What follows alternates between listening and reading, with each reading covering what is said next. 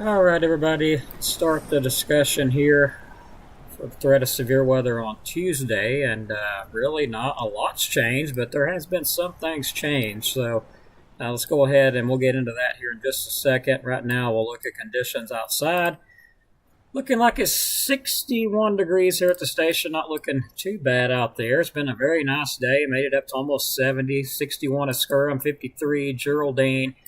Going on off toward Guntersville, looks like 62 around Guntersville, 61 Langston, and nearest station to Section looks like it's going to be about 54 degrees. We'll say that. Excuse me.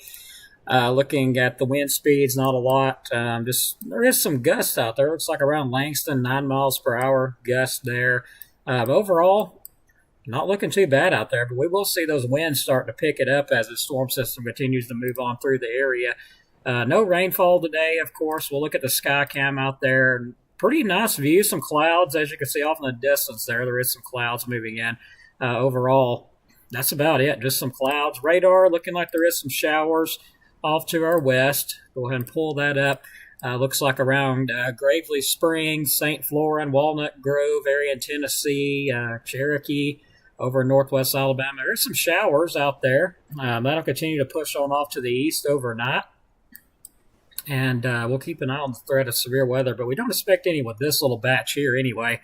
Our batch that we're watching will be tomorrow. So let's take a look at our forecast info, and this really hasn't changed. This is still the same scenario here. Of course, watching as storms will have enough energy to become severe when they move across Tennessee Valley, and by looking at the newest models, it looks like they will have some potential for some very high winds, hail, and even a lower threat of a tornado unless you're further south. But we'll get into the models here in a minute. The more likely outcome if this activity develops early Tuesday morning into the early afternoon, then there may not be much instability to work with. For severe storms, some locally heavy rain, 1 to 2 inches, gusty winds, sub-severe storms, winds of 30 to 40 miles per hour, may still accompany those. But if the cold front does arrive later in the day, late Tuesday morning into the afternoon, which it's looking more like in the afternoon. Confidence and potential for severe weather will increase. All modes of severe weather look to be on the table if this occurs, including a couple tornadoes and things. The newest models are leaning a bit more that direction at this point, so we'll watch it and see. We'll take a look at the storm system, of course. High-res models get some pretty heavy stuff in here. Looks like that was around 7 a.m., and then the final batch comes through. Models are wanting to say around 5 o'clock.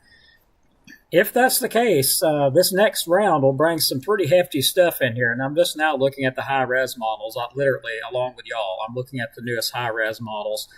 So let me run them all back through again. They should reset here in just a second. So it looks like starts first line getting into northwest Alabama, so showers and storms. Then gets into northeast Alabama around 21. That would be around 3 o'clock. And then exiting somewhere around 5 o'clock, 6, 7 o'clock, it looked like. So if this thing does end up going out that far into the afternoon tomorrow, be ready, because it's going to be nasty with it.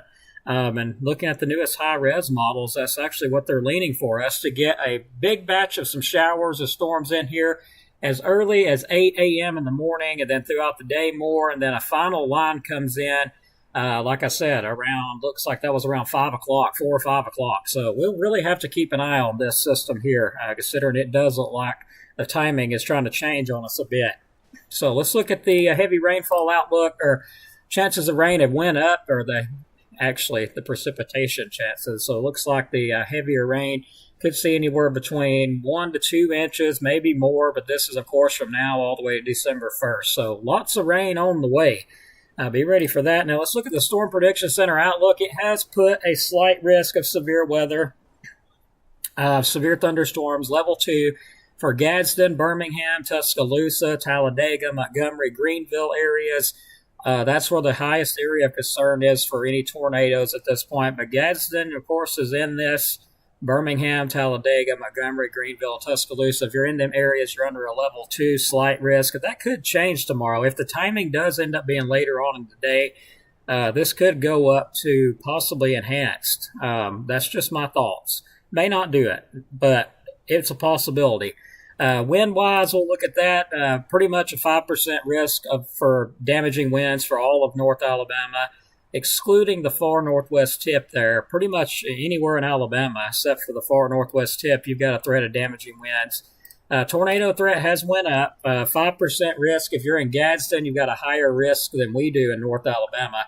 5% risk of tornadoes there, which that's on the scale, that's concerning. Anything 2% and up is very concerning. So definitely to be watched. Gadsden, Birmingham, Tuscaloosa, Talladega, Montgomery, Greenville, all in that 5% risk, not hatch. Sorry about that. Hail threat also pretty much. Marshall, DeKalb counties, even parts of Jackson has a threat for some hail tomorrow as well. But pretty much everybody, all the way to anywhere from Decatur to Birmingham, Gadsden, Talladega, Auburn, Troy, Greenville, Montgomery, Tuscaloosa, Mobile, Dothan, and if I didn't say Birmingham, big area for some hail. Could see 1 inch in diameter hail or larger possible tomorrow. So the timing, let's look at the newest timing on this. Looks like they're thinking it will come into northwest Alabama, Florence and Russellville, 10 a.m. to 1. And I'm just going to say the threat of severe weather, in my personal opinion, looks a lot better for northeast Alabama because of the timing of the system. So we're a little bit later. It'll get here later in the day. So if it does, we're going to have to watch this very carefully.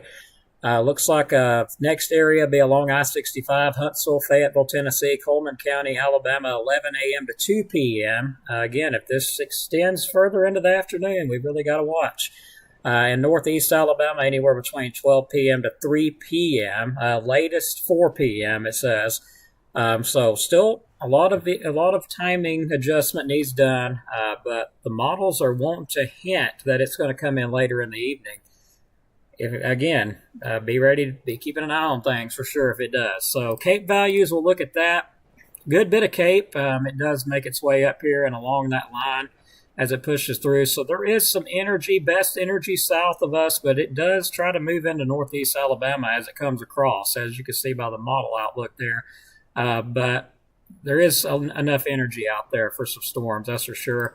Looking at the supercell composite, where's the best chance for supercell development? As you can see by the composite, it's wanting to keep the supercells kind of south of us where that slight risk is at. Can't rule out a few of them making their way here. But it's wanting to keep the biggest energy south of us. Tornado composite, this gives us an idea pretty much where the rotating updrafts will be at. And there is a low threat in northeast Alabama and North Alabama that we could see a few of those storms start rotating and even produce a tornado or two. But it's lower north than it is south. So a lot better chance south if you're in the southern areas there. It's like southeast of Birmingham, which even Birmingham has that threat. So something we'll keep an eye on for sure as we go forward. So that being said, get ready to wrap it up here with our sponsors, Mr. Dylan Snyder at Alabama Living Real Estate. For all your real estate needs, you can give him a call at 256-979-4330. And also check him out on Facebook. Our other sponsor will be, if you're looking for a new vehicle, don't look no further, RKG Automotive Group. Sorry about my radio there. Give them a call at 256-323-7323 and check them out on Facebook for more information. And if you need kitchen work or bathroom work, they do some amazing work, as you can see here. I wish this was my kitchen. Countertops or more, you can give them a call, Southern Hospitality Kitchens at 256-418-5708. And get ready to wrap it up here. Looks like we got a lot of comments, so let me run through those. If anyone's got any questions, feel free to throw them in the comments while I'm on. I'll be glad to answer as good as I can. Chris Peppers, hello. Good to see you. Regina Leith, hello. Hope you're doing good. Thanks for tagging your friends there. I really do appreciate that. Austin Martin, I do try to cover Etowah County when I'm, especially if I see something coming that way, I'll jump down there. So I do, being that, close, I do try to cover it. So, good to see you on. Thanks for watching. And forgive me, I've still got a cold. Clara Haymans, hello. Thanks for watching. Misty Lynn Smith. Yeah, I'm hoping that we don't get nothing really bad tomorrow. But if it's later on in the afternoon, like the high res models are thinking, which they'll change again, so we'll look at them later on tonight and have another update. Evan Reed 123, hello, good to see you on. Anyone have any questions though before I get off of here? I'll be glad to answer before I do. Pam Collins, hello, good to see you on here.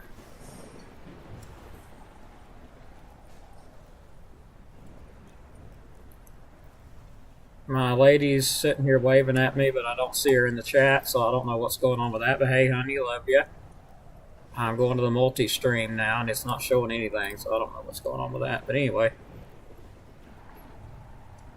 Jamie Rushing from Sullivan, Alabama. Hello, good to see you.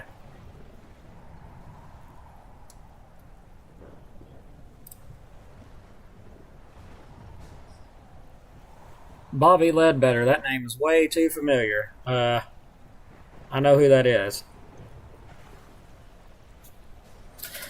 All right, Austin, sure will. Stay tuned to the page. Make sure you like and subscribe. Join us on Facebook. Make sure you go to your settings if you haven't on Facebook. And take a minute to click that and make sure you got all notifications set. You'll need to click that. All notifications, or you're not going to get notified of anything. When I go live or anything, you will be left out. So just an FYI there. Make sure you've got that set. And I would actually show everybody how to do that, but I don't know that it'll do that while I'm live on Facebook. So let me have a look here and see if I can't try to help everybody out with that.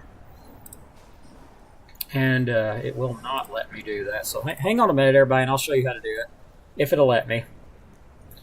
Hopefully I don't knock the stream completely off, but it's important. Everybody needs to know how to do it, because I have so many people that are like, what are you talking about? Like, I don't even know what you're talking about. So I'm like, I will try my best to show that on the next live stream.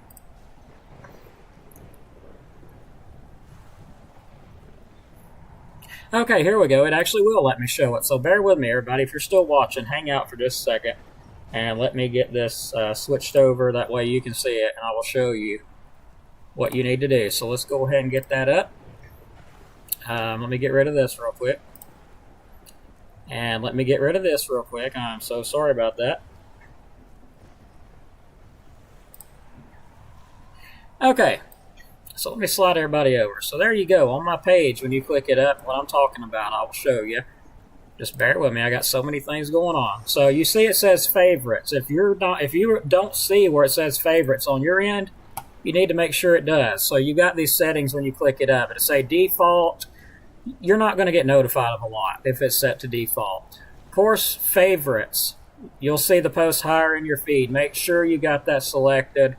Of course, live video updates, all notifications. You're going to want to click that. All notifications of live updates, or you're not going to get notified.